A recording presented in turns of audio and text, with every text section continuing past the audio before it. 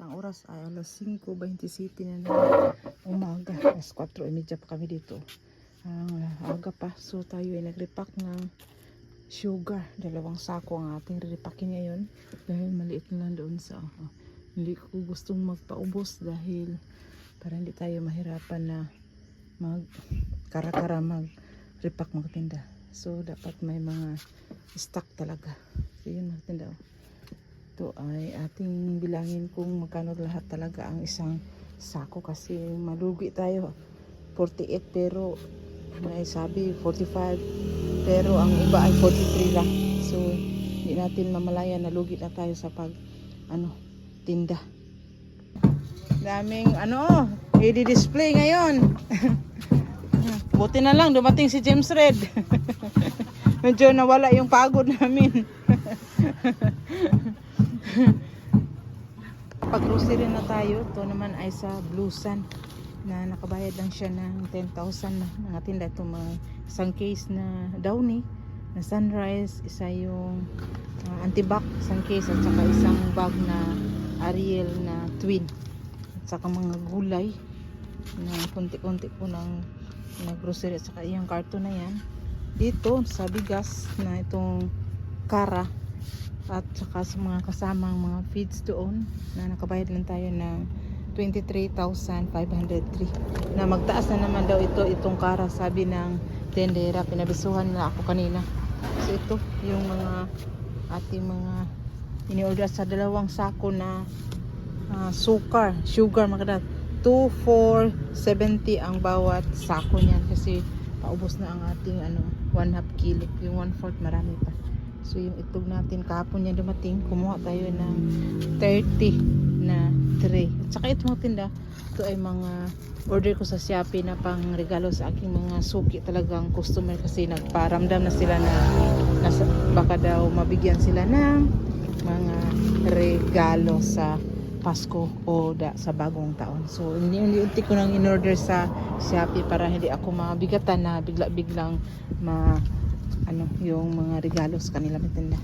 Ito ay mga pitchel na may lamang 3 baso na ang kapital ay 74 pesos. So dagdagan ko pa at saka may mga unti-unti na rin akong kumuha ng mga mga towel. May darating pa na 15 na piraso. Katindahan ang case nito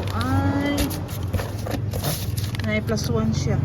Ito 2,132 and 46 centavos. So may mga free siya. So dito tayo nakabawi sa free. So kasi kung wala yung free ito, ang isa ay 5 pesos na. Garden Bloom may free siyang plus 1. So in-order ko talaga yung may free. Kung may free, kung wala tayong choice. Kung wala na tayong stock, pag meron pa ito naman Downy na with free, may plus 1 pa din ang free. So 5 kung may free. Kung wala siyang free sa 6 na piraso ang bawat niya ay 5.927 pesos yung benta natin. Dag na paninda tayo matinda para hindi tayo lugi sa mga ating mga babayarin sa BIR. Ito mga laruan sa Davao City ko yan binili. At saka itong mga itong rubber at saka may mga headband pa na pangpa-ilaw. Ang benta ko nito ay 50. Itong mga magtinda itong bubbles na medyo mura lang doon sa Davao. Ang benta ko nito ay 25 pesos. At saka mga ng mga balon, bomba ang tawag niyan sa So yun ang dagdag kita ng ating tin. Ay! Kaya lang mga tinda, ito ay mga pang ko na pamigay ito sa aking mga suki. Kulang pa ito mga tinda. Medyo malaki yung natin ipalabas na pera pala lang sa ating mga suki. So hanggang kung makumpleto na ito lahat, so akin na itong i-distribute sa aking mga customer na talagang suki talaga.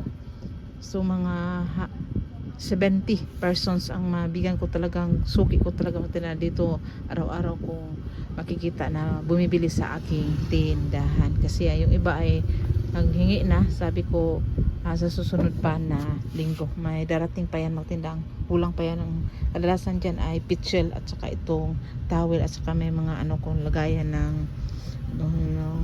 malaking so ano ba yan, yung 3.5 ml na pwede lagyan mo ng buko. So kami sa aming store. So ito na yung ano kalagayan ng aming store. Ang oras pa ba?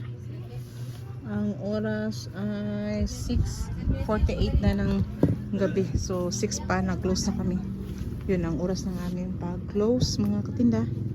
So yun, prepare na ating mga soft drinks. Dagdagan pa natin yan at saka itong mga spaghetti sauce natin. At so may mga guya-guya pa tayo. Mga chocolate at saka KitKat. So yun. At ang kalagayan sa ating tindahan. So yun lang muna ang aking masishare mga tinda sa araw na ito. Yung mga sugar natin ay full pack na. So prepare na tayo. So yun lang at positive lang tayo. Bawal ang nega. Bye bye.